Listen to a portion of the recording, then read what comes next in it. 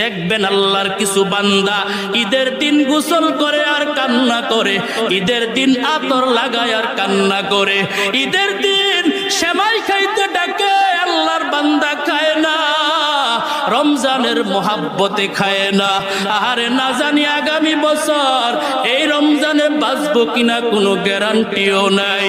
আল্লাহর বান্দা ঈদের জামাতে যায় আর কান্না করে, প্রতিমধ্যে বাবার কবরটা সামনে পড়ে গেছে, আল্লাহর বান্দা আরো বেশি কান্না করে। একজনে প্রশ্ন করে, কান্না কেন করেন? বলে, গত রমজান মাসে আমি আমার আব্বার আঙ্গুলে ধইরা ধইরা তারাবির নামাজে আসছি, আজকের এই ঈদের দিনে আমার আব্বা আর দুনিয়ায় নাই। এরে আল্লাহর বান্দা, কত বাপ মার কবরে রমজানের পরে আবার জাহান্নামের আগুন লাগিয়া যাবে।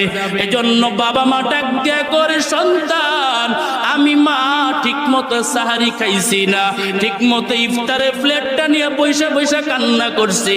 তোর বাবা ডাক দিয়া কো, বিবি কান্না করো কেন? বলে, আমার সন্তানটা বিদেশের দেশে আছে, না জানি আমার সন্তানটা ইফতার খাইছেনি, না জানি আমার সন্তানটা খাবার খাইছেনি। এজন্য দেখবেন অনেক মা কান্না করে।